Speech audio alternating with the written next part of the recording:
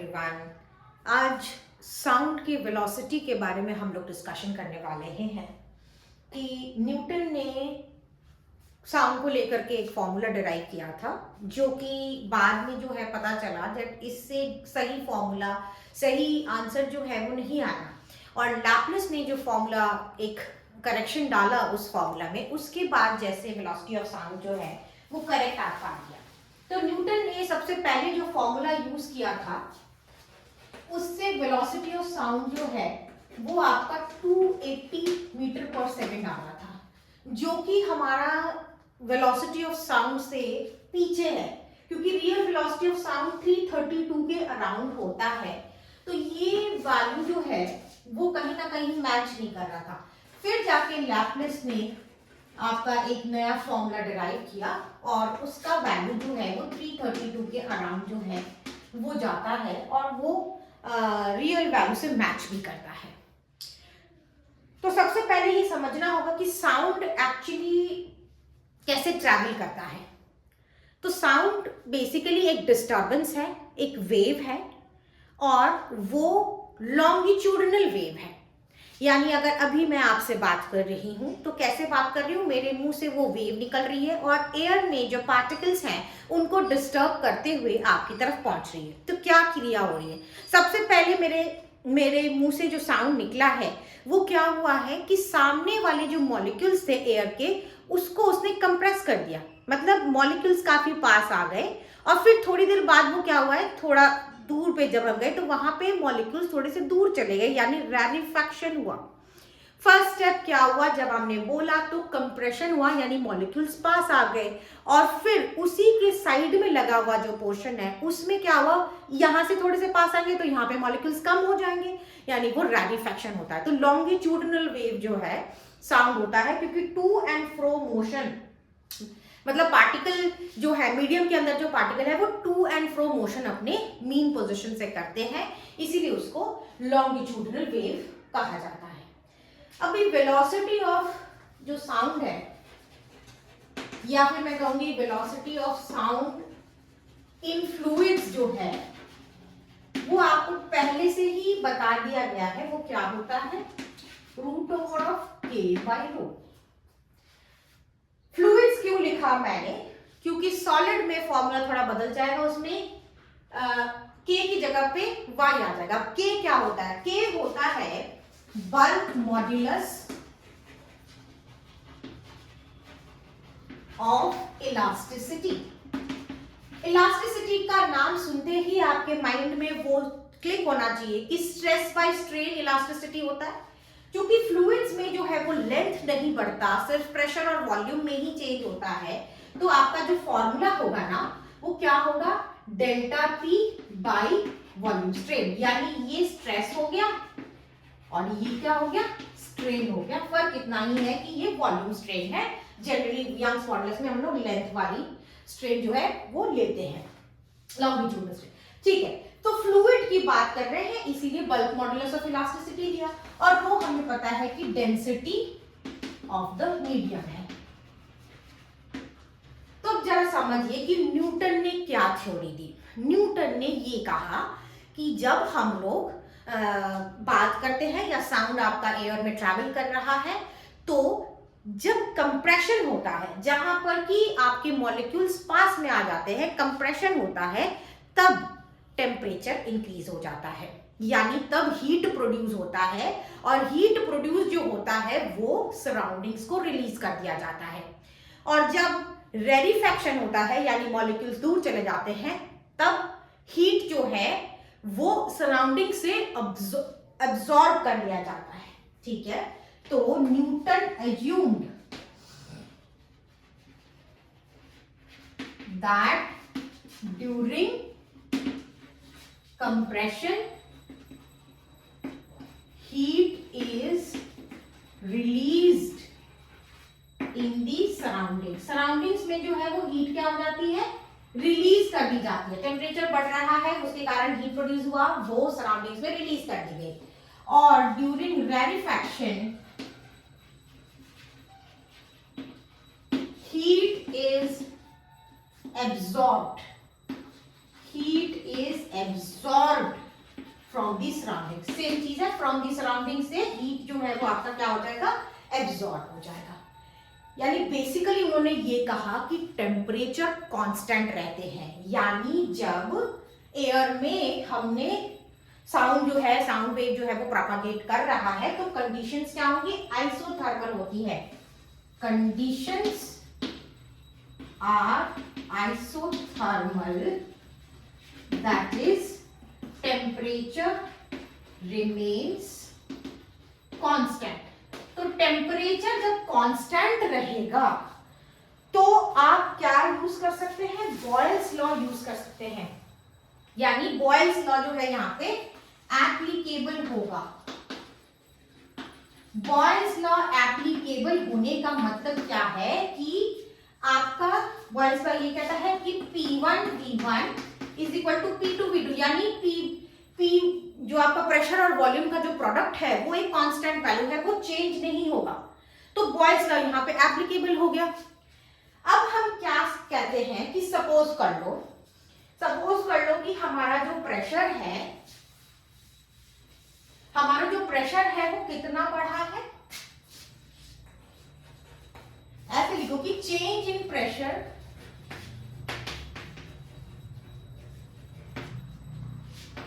Is P plus delta P, या कह लो कि न्यू प्रेशर जो है वो आपका P प्लस डेल्टा P है, यानी प्रेशर हैज इंक्रीज्ड। ठीक है, आप ये लिख सकते हो कि प्रेशर हैज इंक्रीज्ड। ठीक है, अब जब प्रेशर इंक्रीज होगा ना तो बॉयल्स लॉ ये कहता है कि वॉल्यूम और प्रेशर आपस में इनवर्सली प्रोपोर्शनल है, यानी वॉल्यूम को क्या होना पड़ेगा, डिक्रीज। तो आपको लिखना होगा यहां पर कि वॉल्यूम हैज डिक्रीज टू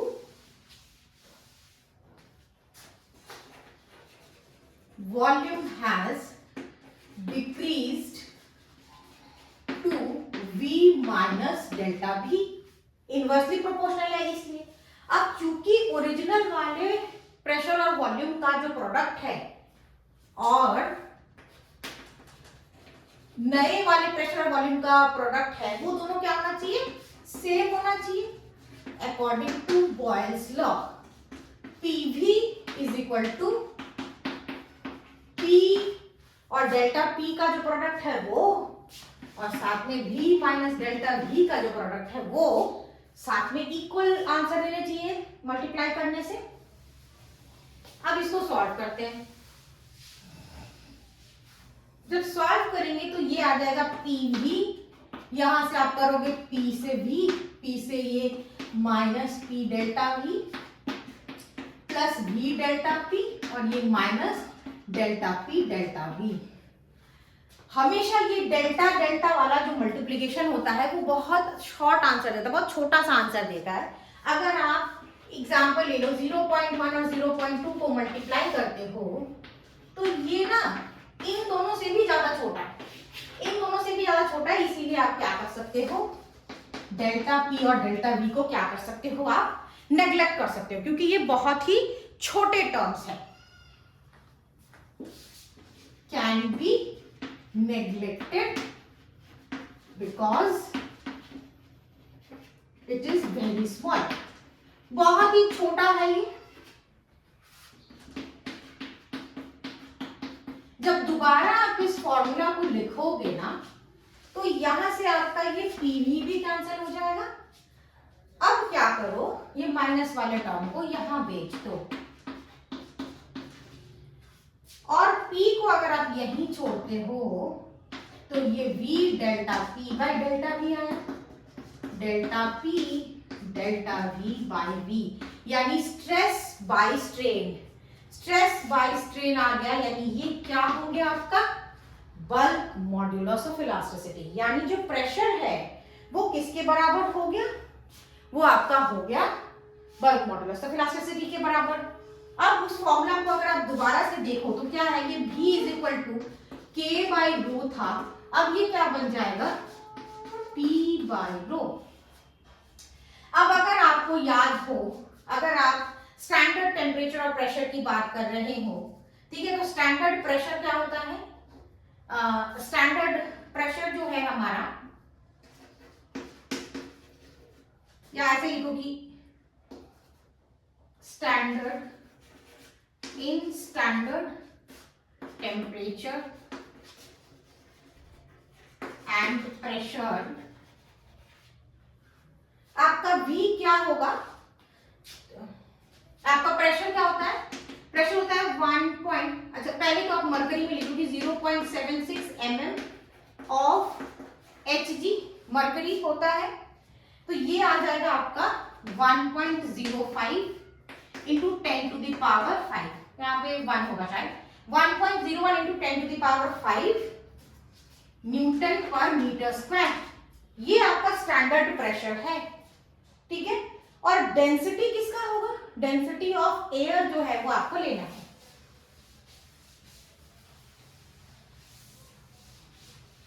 अगर आप डेंसिटी ऑफ एयर लेते हो तो ये क्या आ जाएगा?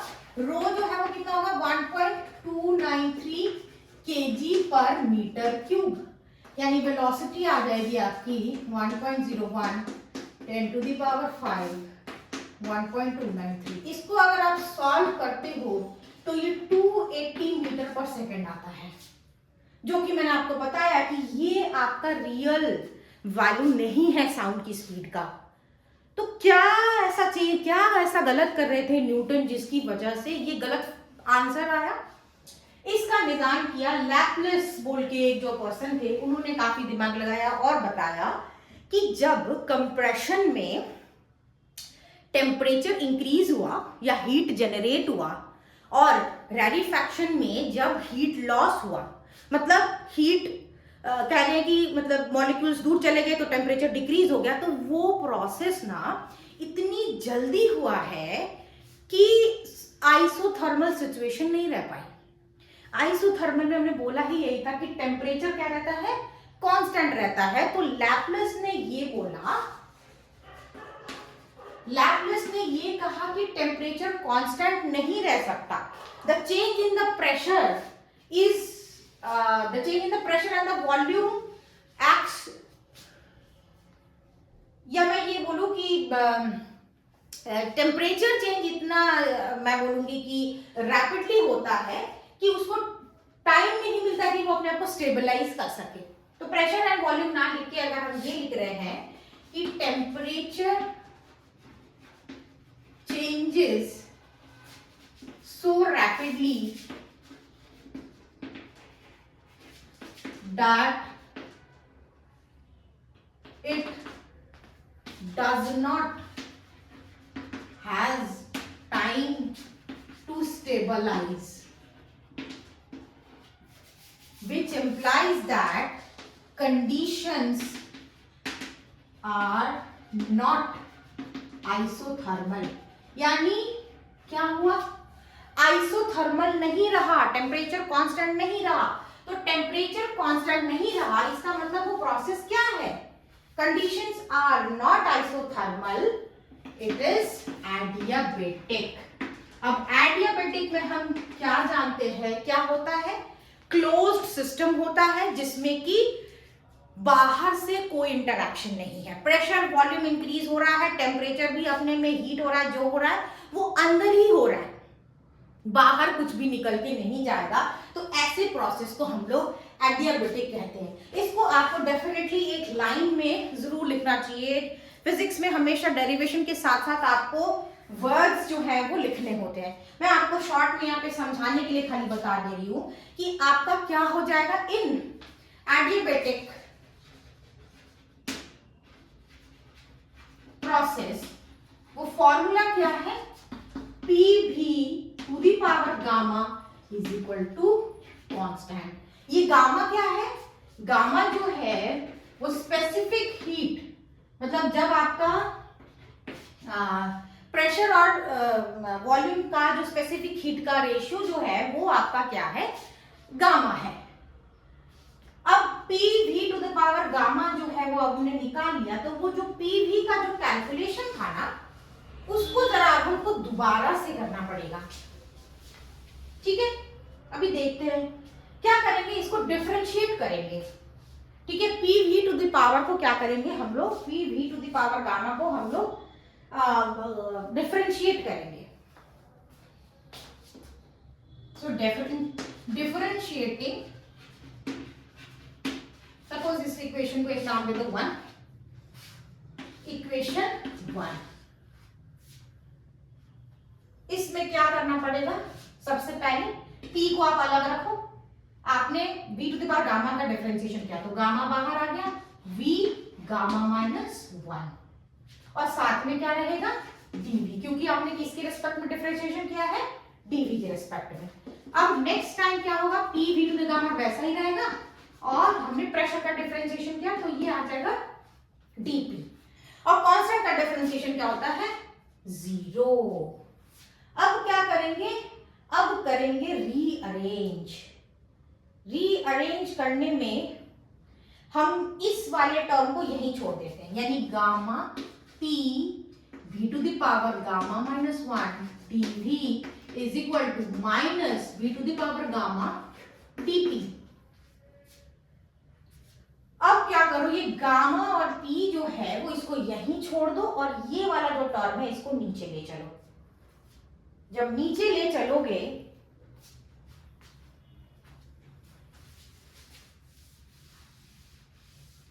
तो क्या होगा, गामा और p को यहीं छोड़ा, और minus v to the power gamma dp by v to the power gamma minus 1 dv। अच्छा, अब ये वाला टर्म नीचे ले आते हैं, minus dp by V to the power gamma minus 1 V to the power gamma dv। इसको solve करोगे तो ये माइनस dp बाई, एक गामा ऊपर जाएगा तो ये माइनस गामा जो है वो चेंज हो जाएगा, यानी V to the power minus 1 सिर्फ रहा, इसको आप dv बाई v लिख सकते हो। देखो दोबारा से उसी फॉर्म में आ रहा है, यानी गामा p आपका क्या है, ये स्ट्रेस बाय वॉल्यूम स्ट्रेन आ गया, ये दोबारा से क्या है, बल्क मॉड्यूलस ऑफ इलास्टिसिटी। पहले जब हमने बल्क मॉड्यूलस ऑफ इलास्टिसिटी निकाला था तो हमने आइसोथर्मल प्रोसेस बोलने की वजह से हमारा ये गामा नहीं था, अब गामा आ गया है, तो अब कैलकुलेशन जो है जब हम करेंगे तो हमारा वैल्यू काफी डिफरेंट आएगा। देखते हैं, v इज इक्वल टू क्या है, k by row, bulk modulus of elasticity, यानी यहां पे क्या लिखा, गामा p बाय रो। अच्छा, अभी गामा की वैल्यू जो है वो आपको पहले से पता होनी चाहिए, ऑब्वियसली हमें जो है सब कुछ पहले से ही बता दिया गया है, हम साइंटिस्ट नहीं है तो हम वैल्यू नहीं निकाल रहे, तो हमें गामा का वैल्यू आपको याद होना चाहिए। जब भी आप डेरिवेशन करते हो तो आपको याद होना चाहिए गामा का वैल्यू। अच्छा सुनो, गामा का वैल्यू तो ठीक है, गामा इज इक्वल टू मैं बोल रही हूँ कि 1.41 है, लेकिन इसका कोई यूनिट क्यों नहीं है? यूनिट इसलिए नहीं है क्योंकि गामा का वैल्यू क्या है, Cp बाई Cv, दोनों सेम जो आपके वैल्यूज हैं जिनका यूनिट सेम है, और फिर हम लोग ने उसका डिवीजन किया, इसलिए यहाँ पे कोई आपको यूनिट देखने को नहीं मिला, यानी ये सिर्फ एक नंबर है, यूनिट लेस है। तो गामा का वैल्यू आपको पता चल गया, प्रेशर का वैल्यू आपको मालूम ही है 0.76 मिलीमीटर ऑफ Hg, या इसको हम 1.01 into 10 to the power 5 newton per metre square, ये आपका प्रेशर हो गया। रो भी हमें याद ही रखना है 1.293 kg पर मीटर क्यूब। जब इन सारी चीजों का वैल्यू आप डालोगे ना, और कैलकुलेटर से अगर आप इसको सॉल्व करते हो, क्योंकि अभी हम इतना बड़ा कैलकुलेशन है कि खुद से तो नहीं करेंगे, तो हमारा, और अभी ये करने बैठ जाएंगे तो फिर कभी जो है हम लोग दूसरा कभी कुछ कर ही नहीं पाएंगे। तो 1.41 1.01 into 10 to the power 5 divided by 1.293, अगर आप इसको सॉल्व करते हो तो अब आपका जो वैल्यू है वो 331 मीटर पर सेकेंड आता है, जो कि साउंड के वेलोसिटी के काफी ज्यादा करीब है। ठीक है, तो आपको ये समझना है कि न्यूटन ने क्या गलती की। न्यूटन ने ये बोल दिया कि टेम्परेचर कांस्टेंट रहता है, यानी कंप्रेशन और रेडिफैक्शन के दौरान कोई टेम्परेचर चेंज नहीं होता, इसीलिए वो गलत वैल्यू तक पहुंचे। फॉर्मूला भले ही उन्होंने काफी हद तक सही दिया, वैल्यूज वगैरह डाले, लेकिन उनका अजम्पशन आइसोथर्मल वाला गलत हो गया। फिर लैपलेस ने एडियाबेटिक जो बता दिया इस प्रोसेस को, इसकी वजह से उनका एक गामा ऐड हो गया, और ये गामा ऐड होने की वजह से जो प्रॉब्लम आ रही थी न्यूमेरिकल वैल्यू में, वो आपकी सॉल्व हो गई। इसके न्यूमेरिकल्स वगैरह भी जो है वो आपको सॉल्व करने चाहिए, और डेफिनेटली आपके लिए ये एक बहुत ही आसान तरीके से आपने समझ लो कि वेलोसिटी ऑफ साउंड को जो है उसका करेक्शन जो है वो आज सीख लिया।